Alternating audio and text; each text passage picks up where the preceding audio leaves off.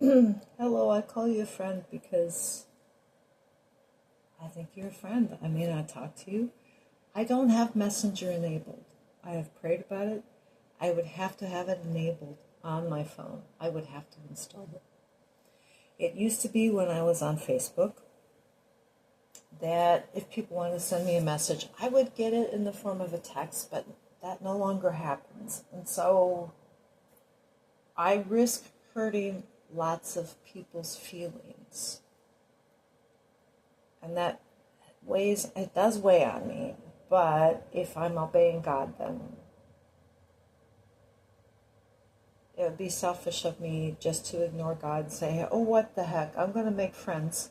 And you know what happens when you make friends with people? Eventually you start giving them money or getting into inappropriate conversations, and that's not going to be helpful for them because, a weak, vulnerable person is going to be so susceptible, and they're going to not even meaning to. They're going to draw you into sin. They're going to draw you into sin. And then there are people that they don't even have good intentions in the first place. They're not even Christians. And they're just really scammers and terrible people. So, it's like, God, put friends in my life, please, Lord. But when I reflect upon friendship, there are many avenues I can go. I see, what is that? A web or something like friendship, and then you have like a web appearing above you. Yeah. You go this direction, that direction, this direction. Okay. Why don't we just go the grievance route? The grievance route? Oh, it's just, no. It's just like, it's going to take all day. All right, so you have to get, why don't you just get it over with? All right. I'm getting it over with. Thank you.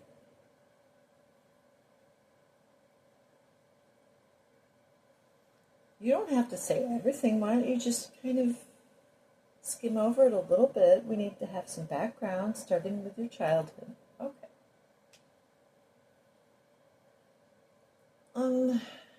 There was some instability due to a couple of factors in my parents' lives. An addiction to gambling and alcoholism. Those are the two factors that really stand out. And they're working professionals. And it was pretty much normalized.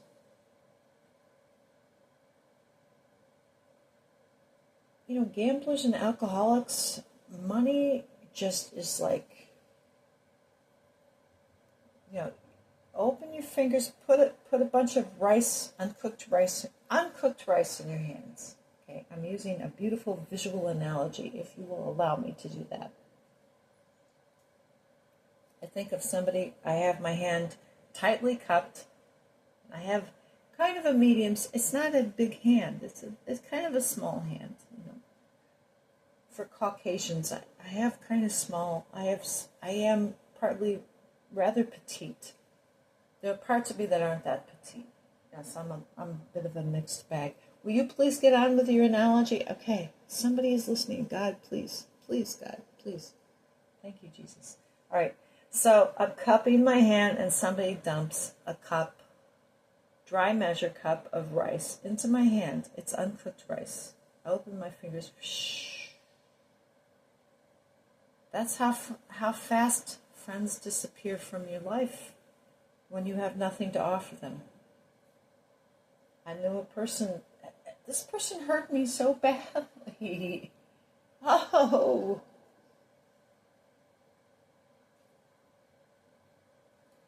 But, oh my goodness, did he hurt me so badly. I trusted you, I thought, because you had been hurt. Wow. I thought that you couldn't hurt me and that you wouldn't betray me, but I was wrong. Apparently they were a victim of a car accident and they were in a coma.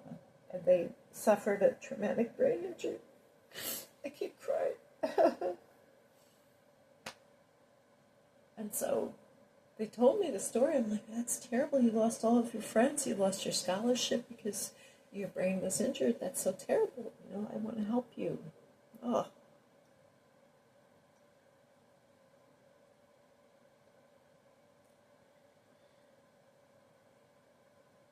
I could tell you a few more things, but let's just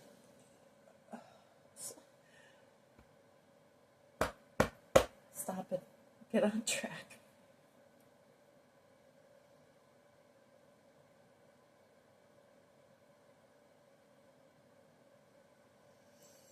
Okay, I'm going to be honest with you folks.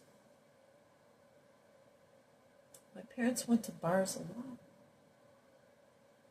And I love my dad, but he had Alzheimer's, and I really tried to help him. We tried to give him good care.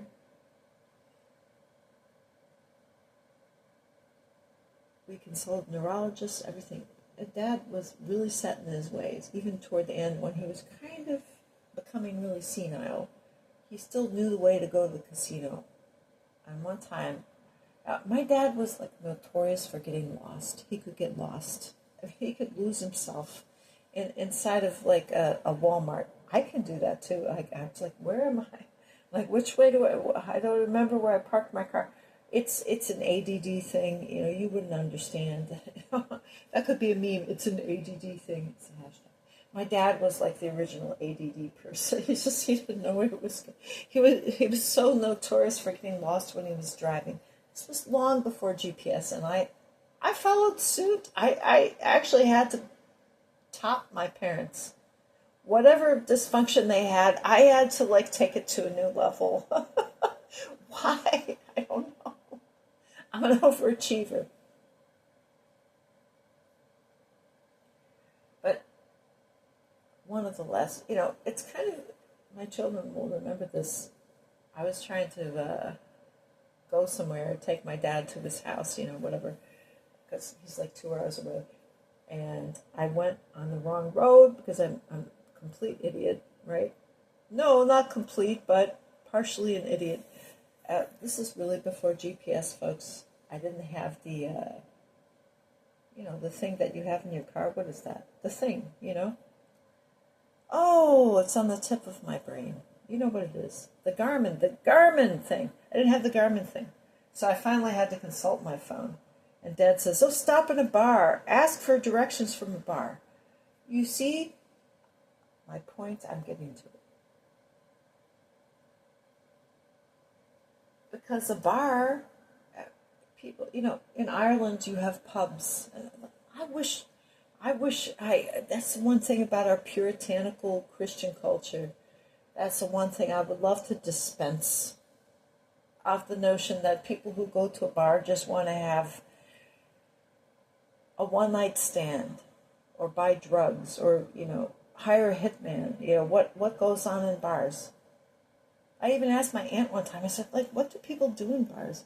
Because my parents would they would even take me to bars, when I was a little girl, like at the bars that serve food. It's like, it's just there, it's being gemütlich. You know what gemütlich? It's German. You're being simpatico. You're just having a good time. You're fellowshipping. Alcohol is a social lubricant, right? So I marry a person whose parents are very puritanical, or at least one of them is extremely puritanical. In fact, they came over on the Mayflower. Their ancestors even came over even before the Mayflower. So they're very puritanical. No alcohol allowed at all. No fun. Look at those pictures of the early Puritans. They dressed in black and white, and they had very somber expressions. It's not like the daguerreotype or whatever. You had to hold your face stiff for 20 minutes for it to set. They actually looked that way all the time. They were not happy people, those pilgrims. You just see them smiling. Did you see a smiling pilgrim? Then you didn't see the pilgrim. Yeah, so my parents were rebellious in that respect. They were rebellious against the long-faced, pious people. So was the swinging 50s and the 60s. It's the Rat Pack, and they came up in the me generation. It's okay to drink and smoke, have martinis, party. But you had decorum. At the same time, you had decorum. They didn't go on the hippie track. They were conservative, but it was Rat Pack, Frank Sinatra conservatism. Yeah. Mm-hmm.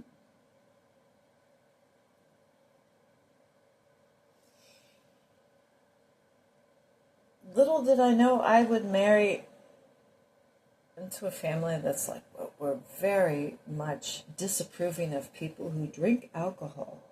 Uh-huh. My aunt married a guy like that too. How long that marriage lasted? Well, she married him once, she divorced him.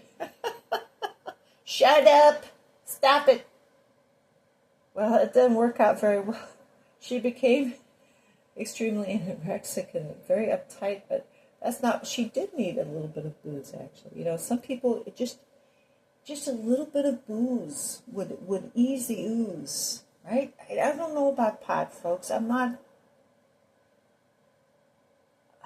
It makes people paranoid, schizophrenic. Why would you want to smoke the wacky tobacco, as my mom used to call it, or the devil's lettuce?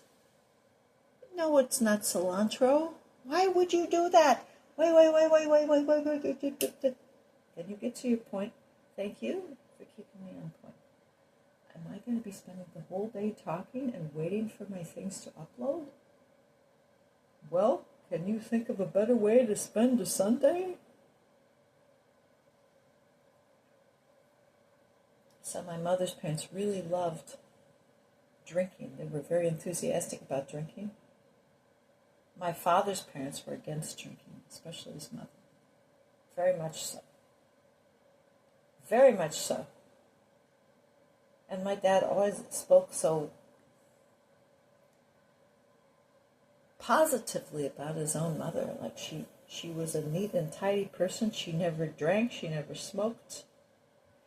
But I know what her problem was. I know what her vice was, and I'm not sharing it with you because it wouldn't be appropriate. She had a vice. If they don't drink, they don't smoke. Goody goody two shoes. What do? You don't drink, you don't smoke. What do you do? Uh-huh. So,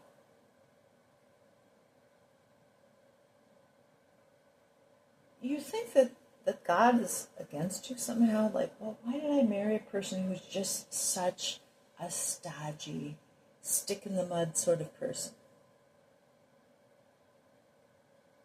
Because my mother thought that about my father, and she just sort of lured him into this lifestyle of, yeah, we're going to go to bars, it's fine. My dad was stodgy, but he was very susceptible, but I would say he was very controlled. My mother did smoke cigarettes until she had to give up the habit. Seeing how her father died of emphysema, it was a terrible thing. She didn't like to see her father on a ventilator because he couldn't give up the habit. I hope he went to heaven. I think he was a good man. And so she gave up that cigarette habit, but she kind of doubled down on the alcohol. Kind of, in my opinion, she did. But my father, he could buy cigars. He would occasionally smoke a cigar, like 2 or 3 times during my childhood. He would occasionally have a cigar when he felt like it. And he could always limit his alcohol. He won't drink too much. Wow. Isn't that sort of genetic? Like you're just able to do that. It's not that my dad, I don't know, I don't really think he was a born-again Christian. I don't think he was Holy Spirit filled. I mean, the stuff that came out of his mouth was pretty vile. It's like, oh, well, we're being Satan's mouthpiece today, aren't we, Daddy? Isn't that special? Wow, the church lady. If I could get this to the church lady, and if she would leave a comment. You see, I don't have messaging available, but I'm feeling excited about the church lady. The reason why I don't put myself on video is because I don't if people look nice, great. Or if they look like Colonel Sanders, like Glenn Beck does, fine. But I have to get the lighting just right. I don't have a hairstylist. It's like, no, no, no. I'm just me. I'm free to be me, right? So, speaking about free to be me, so there's a pub up our street. I think it's actually called a pub. But I went in there, and it's just, I try to make friends with people. But it's just a social club.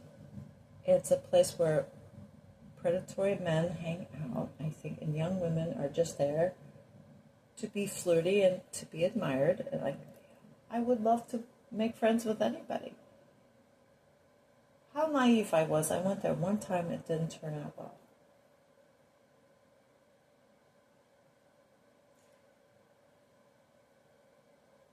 I honestly think, like, you could sit down and have a beer with Bill Clinton. I'm so tired of your nonsense. Like, you could actually have a beer with this guy and really... Okay, Clay Travis and Buck Sexton. I know Buck Sexton's a complete puritanical person. I can tell. That's why I like him so much. I do. I like him so much.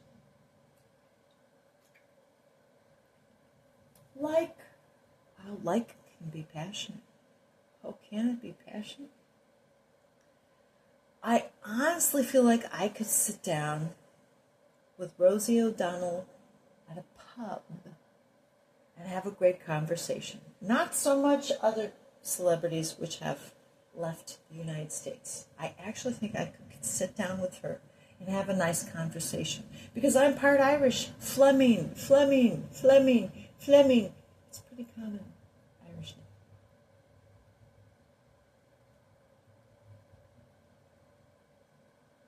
But bars can't save a society, can they? As much as I admire the Irish culture and Father Ted and everything like that, I feel a little pricked in my conscience because they do take the Lord's name in vain. But can I put it to you this way? Can we explain it this way?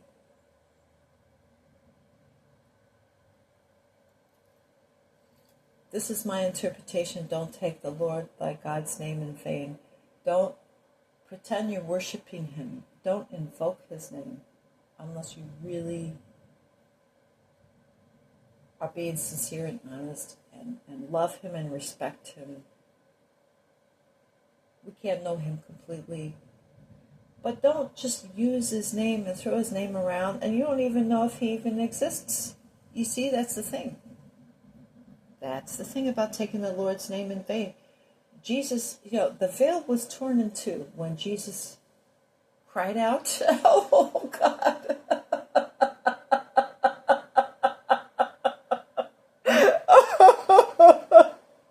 Jesus. The sun was darkened like about an hour, and the veil was torn in two. Holy of Holies, right? The priest could only go in there once a year. You see, we are friends with God. How many times do you get into a situation and you say, "Oh God, help me," or you're in anguish? If God's your friend, you can use his name. Wow.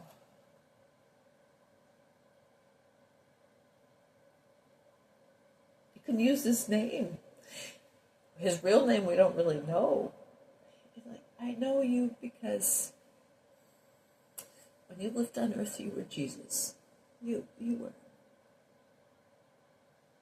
And I see your friendship everywhere.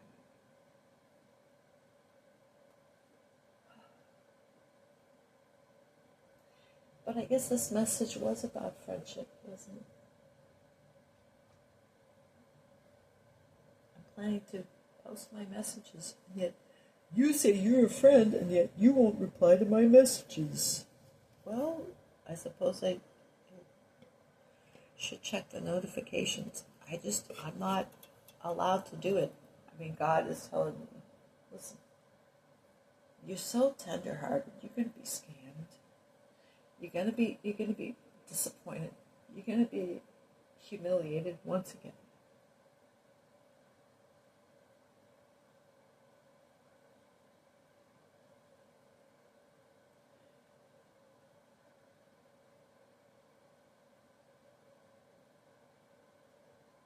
I guess it's not so bad just to talk to God, is it?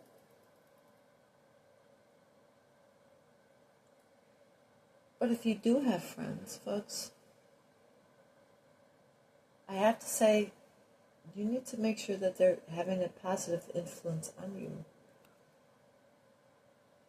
Methods for choosing friends or criteria for choosing friends. Number one, they would be a born-again, Holy Spirit-filled Christian. Okay, that knocks out all the unbelievers. That's just a lot of people you're not going to... I know, but, I am very discriminating. Number two, they don't compromise with the world. So that's very general. Number three, they're not engaging in an immoral lifestyle. So number three is everything. Number three pretty much sums it up. We talk about the cafeteria. Catholics, very interesting. I was once a Catholic. I didn't have any problem. However, unfortunately, my Catholic parent had an adulterous affair with a married man. It's like it doesn't get any more ridiculous. I love the Catholic Church, but we left it, because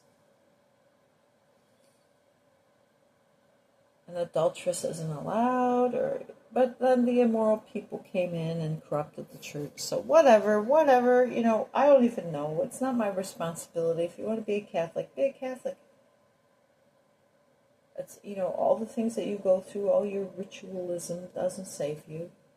If you believe that Jesus is present during the Eucharist, that's wonderful. Invite me to tea. I would love to experience Jesus personally. Catholics are not inviting me to tea. You're not, you just seem to, whatever. Yeah.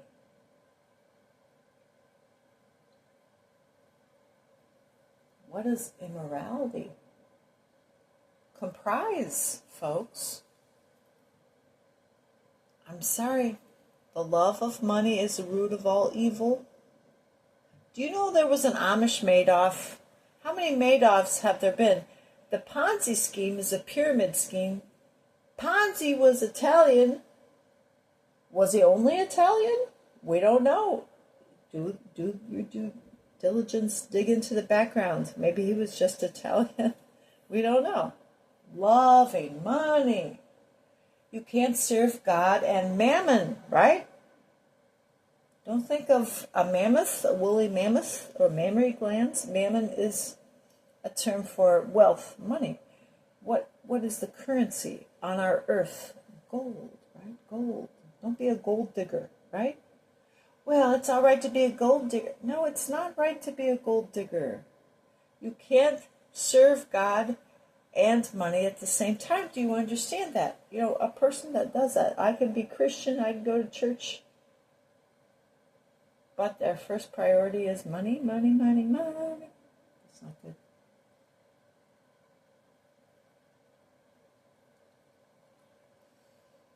A person who's into drugs are... How can people live the way they're living? It's Haight-Ashbury. The Haight-Ashbury syndrome has spread everywhere. It's not just a youthful infatuation. There are people that do not have any interest, any ability to seemingly to do anything other than just survive and get drugs. Do their bodily functions, clean themselves up with... I've been there, done that. I didn't even have to take drugs. I've been there, done that. I'll tell you. I had my own personal Haight-Ashbury. It's terrible. All I want to do is just be mellow all the time. And my mom used to play the scotch and soda, Kingston True. When you're by, baby, do I feel high on the mark? Did I get off key? Do I feel high? Dry martini, sugar gin. Oh, what a spell you got me in. Oh, my. Do I feel higher than a kite can fly high? Give me loving, baby. I feel high. Right? You know I listen to these records that my mom. It's not a good influence. And in fact, my grandparents would encourage me to take sips of beer. You know, it's all Oktoberfest, Irish, dry martini-ish. It's my little girl, tiny girlhood. Crazy girlhood. I'm sure that my father's parents would not have approved. My grandmother, had my father's had these Christmas parties at her modest house in Cleveland, Ohio. There was no alcohol at all. Well, was there? I don't remember there being alcohol. But nobody got crazy. Nobody did anything untoward. There was no scotch and soda, mud in your eye. It was everything done properly. Everything done very neatly, very tidily, with perfection and precision. And I really loved my grandmother. She made these beautiful pastries. She called it kuchen. Do you want some kuchen? Oh.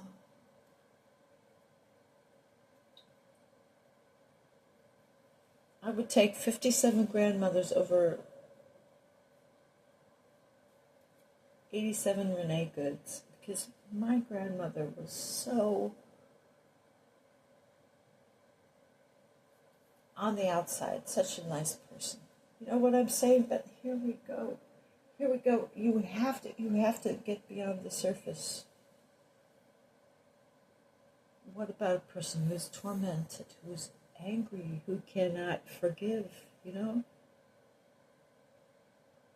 These are the people that have everything immaculate on the outside. And Jesus said, outside you're whitewashed tombs. On the inside, you're just filth and decaying corpses.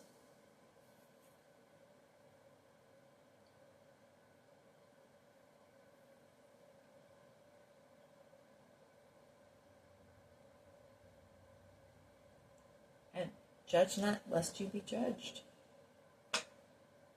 What? I just heard a little crinkle. Why is this crinkling happening? You know? It's the words straight from God's mouth to your ears.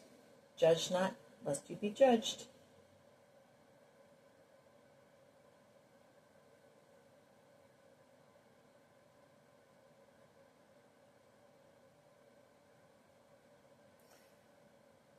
It's going to be a long message, and it's going to take 2 hours to upload. I can't believe it. And you know how impatient I am. And this is what I have to do? Well, you love that song by the Go-Go's, Vacation, all I ever wanted. Vacation, have to get away. Got plenty of battery. Oh, yeah, I do. Well, every 4 years, I know you're going to wake up and you're going to hear something. Like, I watch Dateline NBC. The reason why I like Dateline more than 48 Hours, I won't watch that person. I will not watch 2020, because the way he mistreated our sitting president, I will not watch that man on ABC. I will not watch that. I will not watch 2020. My parents used to make fun of Barbara Walters. Blah, blah, blah, blah. Yeah, whatever. I won't watch ABC. I have another crack. What the heck? Yeah, maybe it's an angel.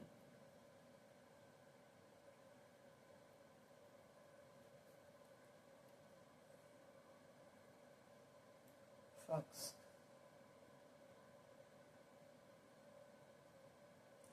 Maybe this message should be about President Trump because the Lord just brought to my remembrance. I know he'll listen. He'll listen to the whole thing. If it's about him, he will listen to the whole thing. He might fall asleep. I fall asleep. But I want to tell you, I'm going to promote somebody. I'm going to promote Amazon. I don't care if the guy's... I don't care about the guy or his wife. All I know is wow, be careful because things could be smaller. Objects are larger than they appear, but actually objects are smaller than they appear when it comes to buying things from Amazon. But 99% satisfaction rating for me with Amazon. I love it. And in fact, you can buy yourself out of having commercials, horrible commercials. And they play this beautiful or just really good music. If you fall asleep and you don't want to be awoken by a very loud commercial, you fall asleep during a show, you wake up, when you wake up, but it's not going to be because of the commercial. If you pay to remove the ads. So I love Dateline. I love the blonde lady on Dateline. I like all the people on Dateline. And they have a smaller commercial interval.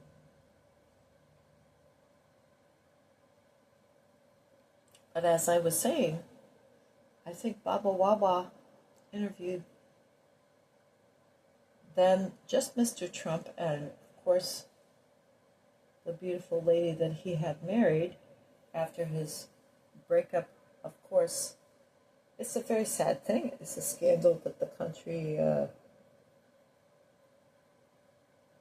we grew up with this thing. As we were so... The thing that made this so sad for all of us, and this was after my parents' divorce. They got divorced. They got remarried. That's water under the bridge. But it kind of picked a scab for me, like it opened a wound I thought had healed. It just... Can I explain myself again? If you want to call me, I'll talk to you. Honestly, I would talk to you. If somebody would call me, I think if the Lord would give me grace, I would answer the phone and I would talk to you. Just talk to me. Talk to me. It's all... I don't want to go on X. I don't want to be a bad influence on you.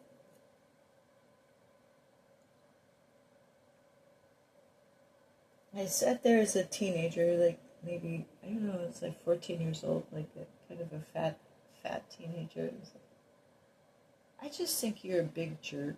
Like, what are you doing?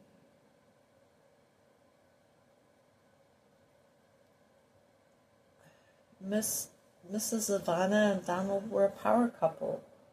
They were skiing all the time, right? The Donalds. She would call them the Donald. She was from Eastern Europe. And her accent really, I'm crying now. She had, my grandmother had the beautiful blonde hair, Eastern European blonde hair that my mother was envious of. And that accent and the chutzpah, And the breakup was so public, the humiliation. So terrible. I guess it's, if you're a millionaire or multimillionaire, your family forgives you. Right? Well, we can forgive you. You're invited to the party tonight, Daddy Warbucks. Oh.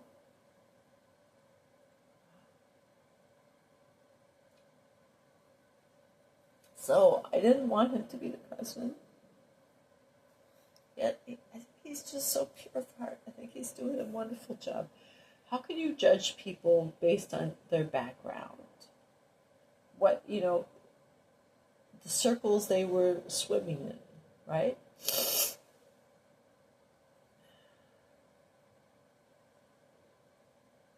Something solid and good about him, and I think his current wife is so wonderful. I mean, so don't say that, well, that's not a legitimate marriage because it was a divorce. The Catholic Church, like I said, it's kind of like a cafeteria Catholicism. You pick and choose. I mean, I had a lot of kids, not because I was Catholic. Somebody asked me one time when I had a part-time job, "Are you Mormon? Is that why you have all these kids?" I was like, "Oh, no. I would have expected, you should have asked me, are you Catholic? Because the Catholics, officially the stance is no birth control." Oh, right, officially. How many Catholics have abortions? It's like even my mother toward the end of her, before she became really physically and mentally impaired, she was kind of becoming a little bit, she was caving in on the issue of abortion. Like, "Mother, I don't believe this." And then my parents hated me because I was this evangelical Christian. It's like, I don't believe in abortion. I don't believe in divorce. I believe in the literal word of God. You got to take it seriously. And yet, if God speaks in metaphors, then let us have some intelligent people that can explain it to us. People who have done the research. Because certainly, when I studied at a well-known evangelical institution, and little did I know scandal would follow eventually from the chancellor. The fish rots from the head down. They used to answer the phone and say, "It's my privilege," And now privilege is a dirty word. I would say, "Thank you. It's my privilege." Black or white, to say, "It's my privilege." Now, I tried to be a good old Christian. You're not welcome. You're not part of the old boys club. I know I'm not part of the old boys club there in Virginia. Oh, whatever.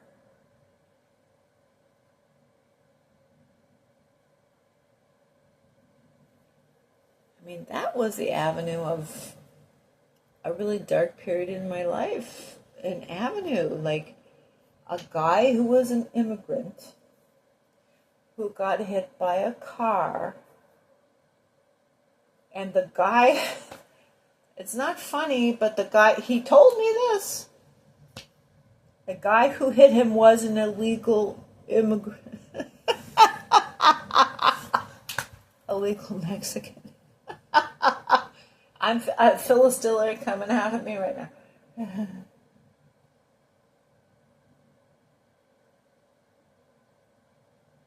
And I went to Bluffton College, so Phyllis Diller also attended Bluffton College, and there was lots of stuff there in the library and the archives, but I could have stolen things. I didn't steal anything.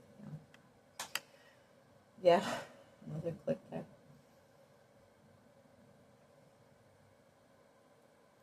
Just what Jesus' sacrifice is so wonderful. That's the thing. That is so wonderful. And we think about the friendship between Jonathan and David. Some people want to make it into something romantic. I don't think so. I think that was just such a close friendship. So amazing. Like a once in a lifetime thing. That was ripped away from me. Twice. Two wonderful friends. I mean, maybe thrice. Maybe when I was 3 years old, I had a wonderful friend called Elam, not Elan. He was a little boy. He was like, I just loved him. And I was moved to a different babysitter. Shopped around from pillar to post like a pony. We've heard that before. I know, but you'll hear it again, and you are hearing it again.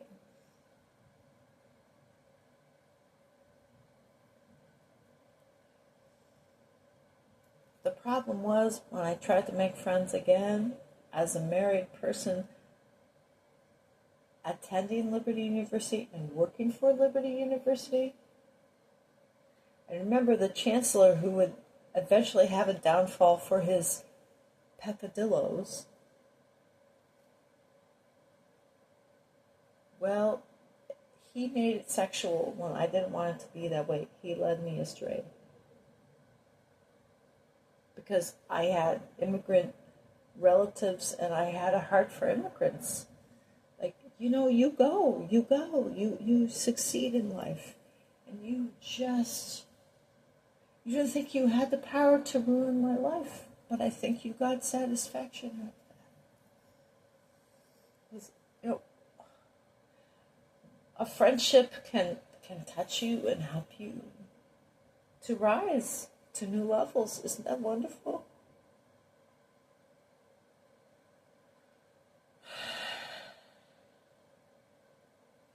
Other friendships do the opposite.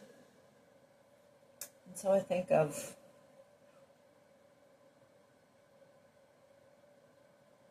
I had another best friend. The divorce really caused some problems. I had two best friends at the time I had a best friend on the school bus and I had a best friend at school. One of them, I think, went on to work for a Christian publication. I tried to communicate. They thought I was a weirdo. They never got back to me. I said, because Hannah is such a unique name, Hohna. And I remember riding the school bus as a little girl. And I was pretending everything was okay. I never told. It was so shameful that my parents were dissolving their marriage. It's not a divorce, it's a dissolution, because a dissolution is cheaper than a divorce. Philistine.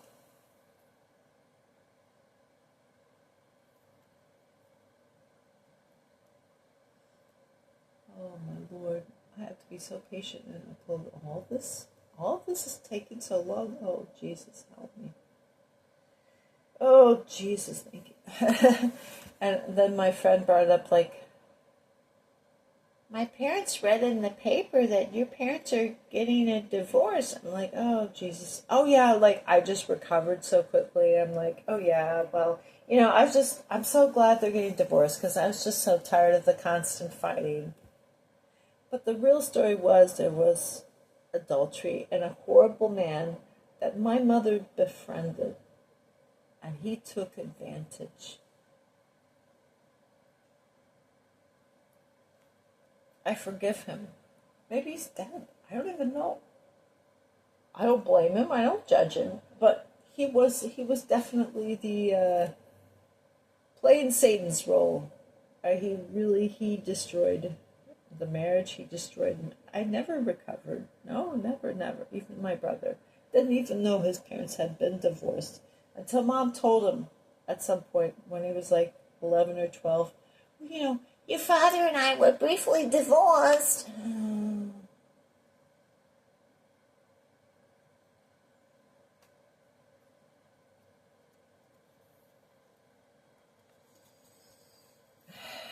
going to have to post everything. I used to delete stuff when it would take too long. Well, I'm not going to post that. I'm going to have to be so patient. It's going to, really do something new for me. But let's pray together about, let's have positive friendships in our lives. As I was saying hours ago, not really hours, I think the real reason why my parents were so keen on going to bars was because they could find friendship there. They wouldn't find judgmentalism But the thing is, I've had alcoholic relatives, uncles actually. Well, one of them did kind of get into a lifestyle which wasn't good, but that lifestyle started when he was a kid. Here we go. See? These are things that you will not hear in your local bar because I don't go there. I don't know. I was so humiliated last time. I made a total fool of myself. I just want to talk to people. I don't want to pick up a date or do anything weird with people. I just want to talk. Well, you can't. That's not it. So I had two uncles, ironically enough, although their mother disapproved of drinking anything. She wouldn't even have a sherry or a brandy or anything that old ladies drink. She would never drink. She would never touch a drop of drink at all. And God bless her for that. Please, folks, you'll be better off if you never touch a drop of drink. Please don't do it. Please do not. And don't take that hit from the doobie or whatever. I'm saying it, don't eat the magic mushrooms. Please, you don't need drugs. You don't need drugs. Just say no. You could be surrounded by pot smoke. Isn't it funny they banned cigarettes, but letting people smoke pot? I think I'm turning into John Cleese right now. 'Cause it's so effing weird. Okay. Well,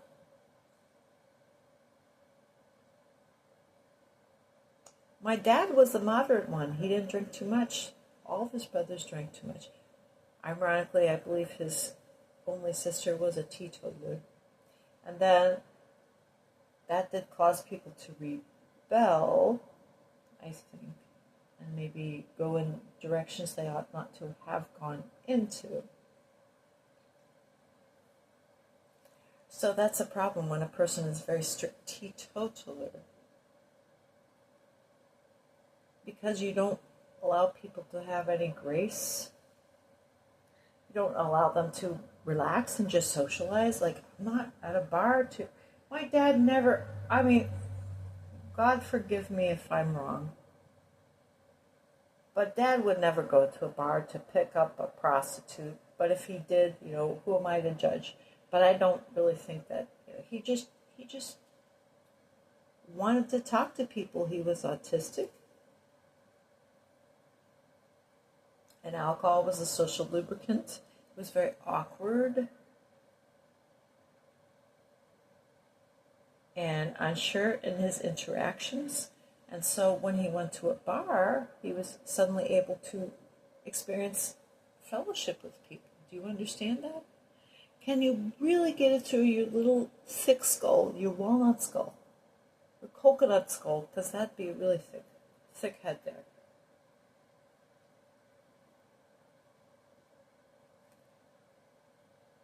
It'd be wonderful. I keep thinking, wouldn't it be great if I could just go to a bar and, people wouldn't think, well, she's just here for one thing, sex and drugs, or that'd be two things, or hiring. What? Where is that? Where is that? Why don't we have that? Why don't we have that? Why can't you just come and smoke pot with our community? Now, this is the reason why I'm deciding not to smoke pot, folks. I have had a little bit of experience with the THC gummies, and this was a few years ago. Twice I bought these things, and they were not cheap. The last time I tried them, you'll think I'm a fool. You can think I'm a fool. I was hoping to replace alcohol with the gummies. That's really true. If it could just help me feel mellow, It didn't. It made me feel very uncomfortable. And in fact, yes, my last experience, I can't remember the first experience, but I do remember the last experience. I couldn't form a thought. Like, I'm talking to you now, at least if I'm a little bit rambly and I skip around, I'm not... If you can tolerate me.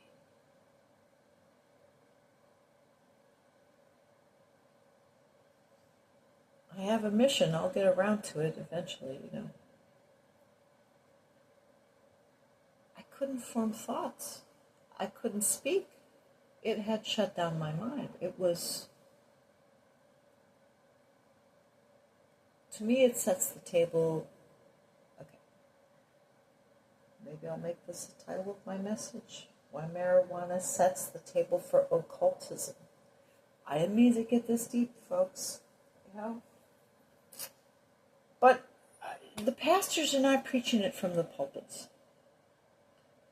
They have a good thing going. I have grandchildren to support. I have to, I have to be thought well of in my community. They don't. They're too careful. All of them are too careful. Including religious internet influencers. I believe that marijuana sets the table and psychedelic mushrooms. Who wouldn't want to have that great experience if you've had a great experience? I've heard somebody say, I thought that I could build an airplane. I was made to believe through experiencing my magic mushroom with my friend. I thought when I got home I was determined I was going to build an airplane. It's all delusional, folks, isn't it?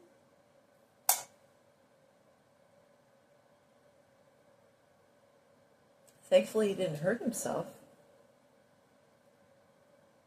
But since I was in a group therapy session with this person, we'll call it group therapy, they said, you're supposed to share your traumas and things like that. Well, there was a person high on PCP and they shot somebody.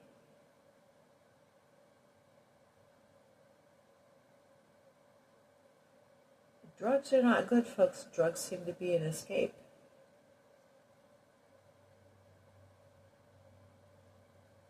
But I'll tell you right now, like when I went to...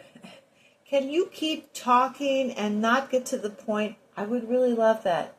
Thank you. Oh, definitely leave a comment. If you want to communicate with me, would start with leaving a comment. Then I know you have actually listened.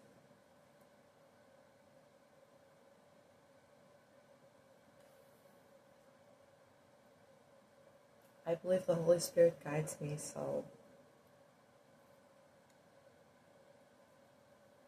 I don't comment very much. It's 9 times out of 10, well, you really lust after this person, don't you? I don't lust. I don't want to have sex with you. I just want to be your friend. But yeah, I believe that marijuana sets the table for occultism. Now, I'm going to leave you with this, and I hope you are listening to the very end.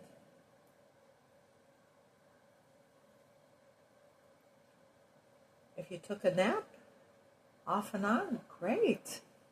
I hope so.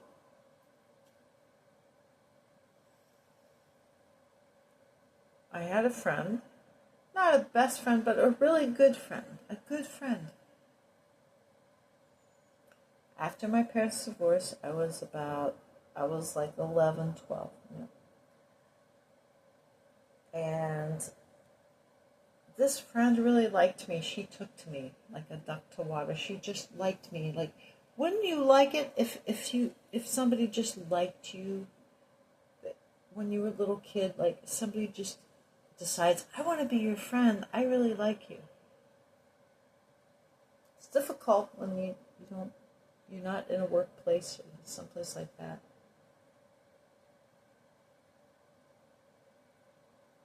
And, the downside is that somebody sets eyes on you and they just automatically decide that they hate you.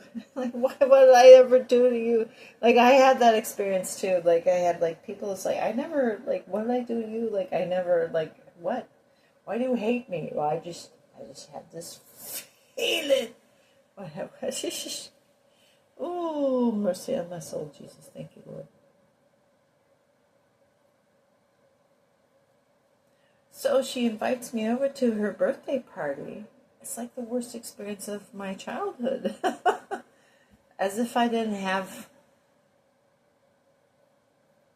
several bad experiences. I mean, in a way, like metaphysically speaking, my daddy says, like metaphysically speaking. I don't know what that means, but it has to do with Goethe or Immanuel Kant or something like that. You're going to be listening. I know you will. You're going to play it over and over again. I just know you will.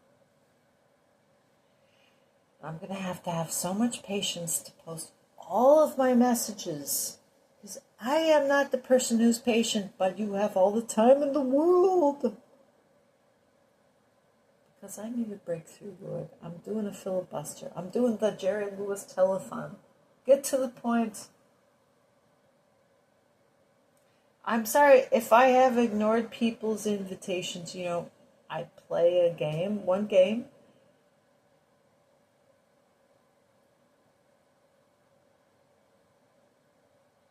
What I need is like a personal invitation. Somebody to come up to, like, put it in my hand. Here's your invitation to the party. Let's not do it in a safe way. Let's do it in a hazardous way. Let's just, like, come up to me. You're wonderful. I want to take you to the ball. Will you go to the ball with me? Oh, yes, indeed. See, you've done that. You have. And so it's only God preventing me from... I just needed to suffer more, I guess. Okay, whatever. But I believe that, mind-altering drugs set the table for occultism. But I'm reminding you that my friend really took to me like a duck to water. A duck takes to water. She just took to me. Like when a duck sees a pond, it just wants to jump in the pond and swim. It's like, when I saw that pond, I knew I wanted to be in that pond. That's how that friend felt about me. And I didn't know why she liked me so much. But I want to tell you, her mother was a very stern, taciturn person.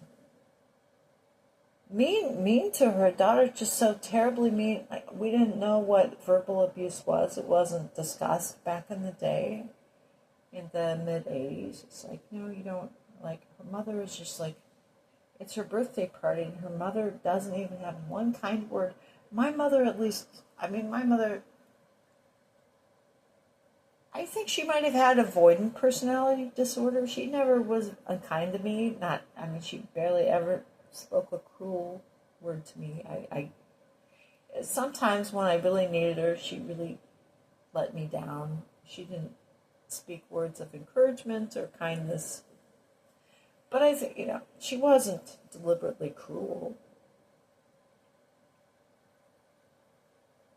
And I was really shocked. I'm like, it's like the Twilight Zone. Da da da da da da da da da da da da. I can't believe her mother is just so horrible. Like, she's Satan. Her mother's actually Satan. And then, like, it's not like Monopoly. It's not Parcheesi, whatever. It's not. We were a little bit too old for what is that? Blind Man's Bluff or something. No. It's the Ouija board. And I'm sure her mother never drank a drop of drink in her life, no liquor whatsoever. They were kind of like the Black Irish. You know what the Black Irish are? Not like African, but very dark. Like dark, jet black hair, dark eyes, Black Irish family. Okay? So you know what I'm talking about. Like, you have your Irish that are fair-haired and have red hair. These were the Black Irish. And I'm a bit hot Black Irishish, Different strain of Irish person. And so the Ouija board is there. I'm like, I never even heard of an Ouija board before. I'm like, I don't even know what this is. Like, what is this? And we knew, like, you had to put the thing on the board, and, like, we all had to lay our hands on it as, like, a little triangle with a magnifying glass, like plastic. And we would ask it questions. That's how it works. And then it would spell out the answers. Aha! You see? And I realized, I'm going to answer the questions. And I just started to guide the answers. Like, I just didn't know, like, I'm supposed to be answering the questions. I don't think I was demon-possessed. So I answered a few questions, and I'm like, wait, I'm controlling this whole thing. What is this? This is like P.T. Barnum circus stuff. I'm going to stop this. And as soon as I stopped, trying to steer the little thing. Yeah, it was all gibberish. But it was the most horrible time of my life, of my childhood. I mean, I had dogs chase me and try to kill me. You know, dogs that were like Cujo chasing me when there were no leash laws. No invisible fences, nothing like that. Like, the dog would just chase me. A horrible Cujo type dog that it was a crazy dog. I'm sure. I don't know what was wrong. It was definitely. It kind of looked like Charles Manson. It had those brown eyes, like crazy brown eyes, like Charles Manson. Definitely, I think it was a Mansonish dog. Um, and that was terrifying. That was really terrifying.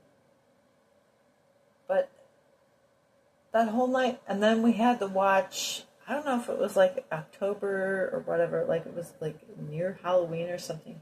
We had to watch like scary movies when they would broadcast the scary movies. We didn't have cable back then, folks. We had to broadcast networks plus PBS.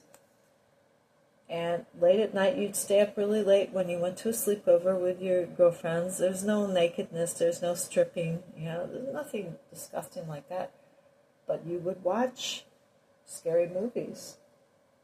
And I had to watch 2 scary movies in a row, and I was so scared I couldn't even fall asleep. All my friends had fallen fast asleep. I was just scared out of my wits. I was so scared I couldn't even move. I'm so scared. I like, oh, Jesus, help me. And then oh, God, when the sun rose.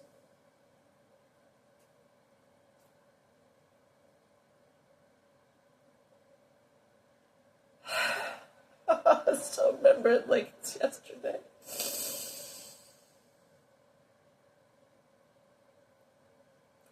I mustered the strength to crawl because they were kind of like book hoarders. So I mustered the strength to crawl out of my sleeping bag to the piano bench where a bunch of books were stacked. I opened a leather-bound Bible.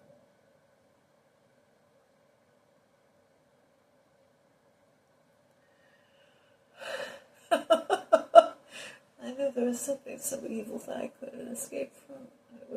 I was so allergic to the whole Ouija board, occultish, and horror movies, people being murdered and terrible stuff that I had to watch. It was supposed to be a fun party, and it wasn't fun. It was terrible.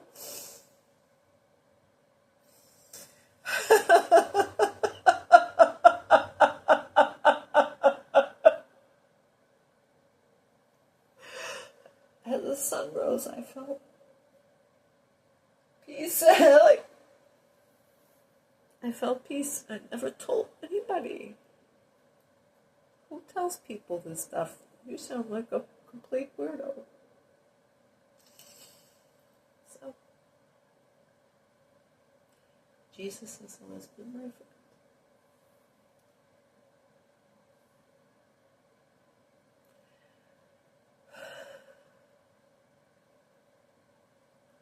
But I love Donald Trump even more than I love President Reagan. So you're doing a great job.